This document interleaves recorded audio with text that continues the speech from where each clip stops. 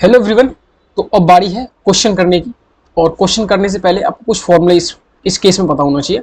और जो आपने पहले पढ़ा है, अभी लास्ट के 2 लेक्चर हमने पढ़ाया है आपको, जो गामा 5/2 गामा 11/2 इस तरह के वैल्यू 8 फैक्टोरियल 9 फैक्टोरियल की वैल्यू कैसे, ये 9 गामा 8 गामा की वैल्यू कैसे निकाल दो, ये चीजें पता है, ये क्वेश्चन समझ में आ जाएंगे। इस क्वेश्चन को देखते ही हमें पता चल जाना चाहिए कौन सा फॉर्मूला लगना है। तो पहले मैं फॉर्मूले से आपको रूबरू करवा दूं। हमारे पास जो फॉर्मूला इस केस में यूज होने वाला है, एक तो ये देख लो सही से अच्छे से। और ये यूज कैसे कैसे पता चलेगा यही फॉर्मूला यूज होना है, वो भी बताता हूँ। एक ये दो, और तीसरा ये कह सकते हो ये भी यूज में है। ठीक है, इस फॉर्मूले को मैं यहाँ पर लिख लेता हूँ। ठीक है, फिर इस क्वेश्चन को समझाता हूँ। और यही फॉर्मूला क्यों यूज होगा ये भी आपको पता होना चाहिए। आप तो ये भी बोल सकते हो ना यही फॉर्मूला क्यों यूज होना है। दूसरा भी तो बीटा एम एन, और लिमिट 0 से लेकर इन्फिनिटी तक है, x की पावर n-1 है, और डिवाइड में 1 प्लस एक्स की पावर m प्लस n है यहाँ पे dx। तो हम ये फॉर्मूला यूज करेंगे इस तरह के केस में। और बीटा mn की जो वैल्यू होती है, mn की जो वैल्यू होती है, इसकी वैल्यू, इसको मैं फर्दर ऐसे लिख सकता हूँ, गामा m गामा n और gamma m plus n।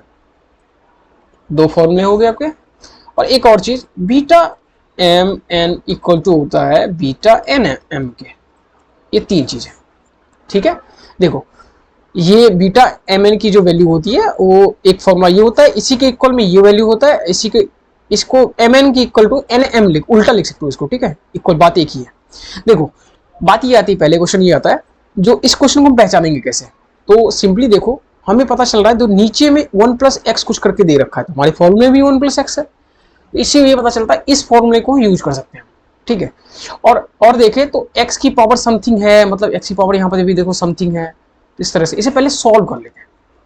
Solve कैसे करते हैं, इसे पहले सॉल्व कर लेते हैं अलग अलग से। ये एक्चुअली दो क्वेश्चन है, 0 से इन्फिनिटी x की पावर 4 और प्लस x की पावर 9 और डिवाइड बाय 1 प्लस x की पावर 50।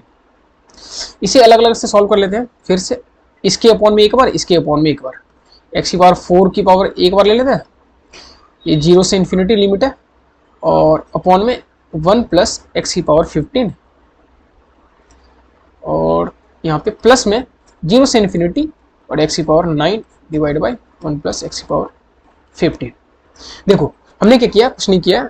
यहाँ पे जो अलग अलग दोनों को हमने लिख लिया है 1, यहाँ पे हमने दोनों को अलग अलग मल्टीप्लाई कर लिया। ये दो क्वेश्चन है कह सकते हो, ये दोनों को ऐड करेंगे तब हमारा आंसर आएगा। अब देखो हमें, अब ये क्वेश्चन हो सकता है आपको डायरेक्ट ये क्वेश्चन ऐसे दे रखा होगा सिंगल क्वेश्चन, पर ये डबल क्वेश्चन था। डबल क्वेश्चन कह सकते हैं, दो वैल्यू इसमें हमें कैलकुलेट करने थे।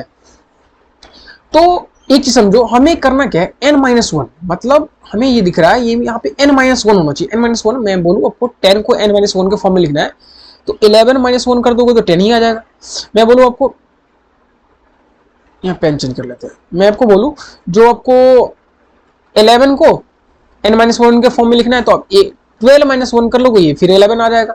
मतलब एक आगे कर लेंगे, ठीक है, फिर उसमें से एक माइनस कर लेंगे तो हमारा n-1 आ जाएगा। तो उस हिसाब से मैं देखूं तो इस क्वेश्चन में क्या इसको ऐसे नहीं लिख सकता हूँ, 0 से इन्फिनिटी लिमिट, और इसकी पावर कितना है, तो x की पावर 5-1 लिख दूंगा तो वही चीज आ जाएगा ना ये।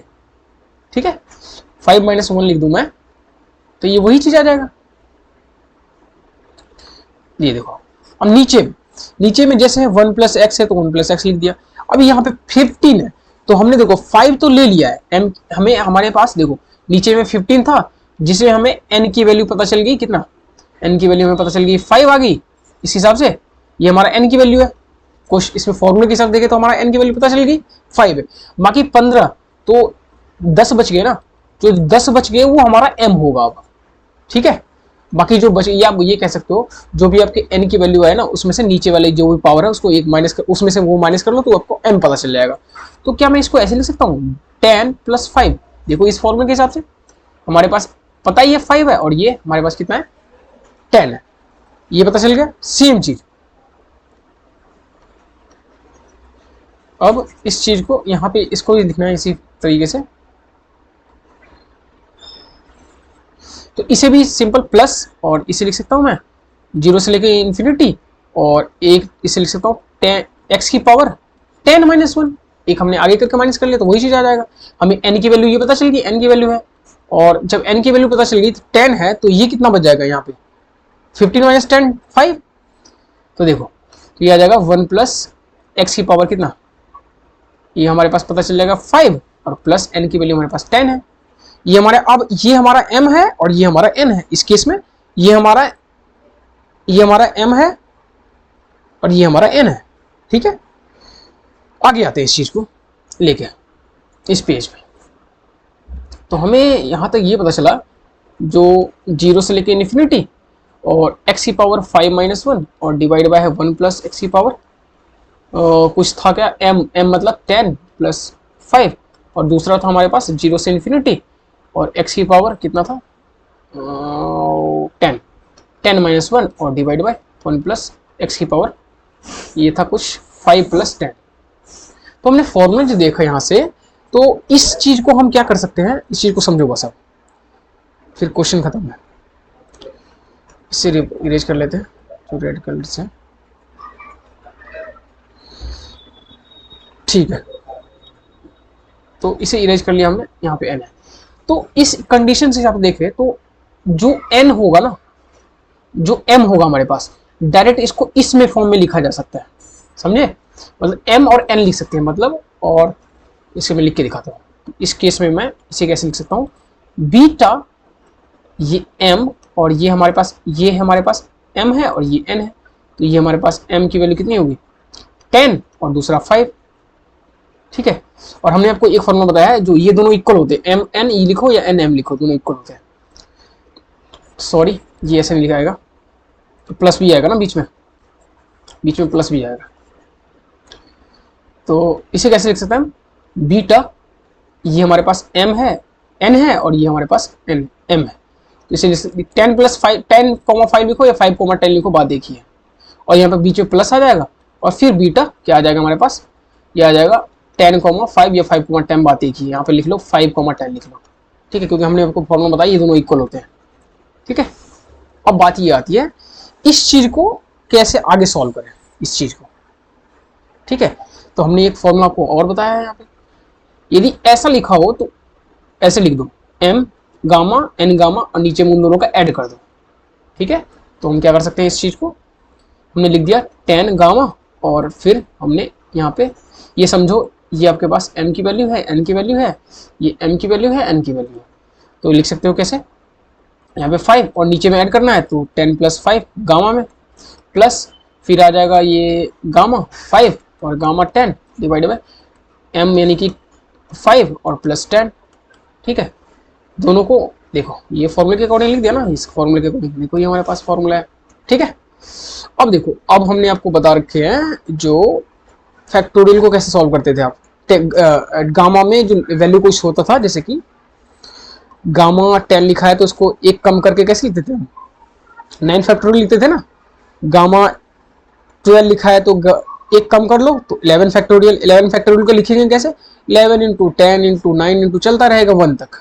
ठीक है, तो इस 10 को मैं आगे कैसे ले सकता हूँ, या कॉमन भी ले सकते हो आप। ठीक है, कॉमन ले लो आप, कॉमन लेना है तो याद देखो कॉमन ले लेता हूँ मैं, 10 गामा कॉमन ले लिया और इधर से भी सिंप्लीफाई करनी, अब कैसे भी सॉल्व कर लो, ये आपके ऊपर है, इट्स योर चॉइस, अब कैसे करते हो।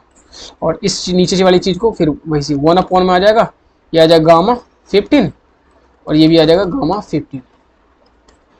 ठीक है, अब इस चीज को आगे ले लेते हैं, वैसे आप खुद भी कर सकते हो, गामा 10 लिखा है और गामा और नीचे हमारे पास था 1/15 गामा और प्लस 1/15 गामा, तो इसे आप कैसे लिख सकते हो 10 गामा 5 गामा और ये से एलसीएम ले लो तो गामा गामा ये आ जाएगा 15 गामा। ये मैं कॉम्प्लिकेटेड कर रहा हूँ इस चीज़ को, वैसे ईजी हो सकता है और 2 आ जाएगा ऐसे।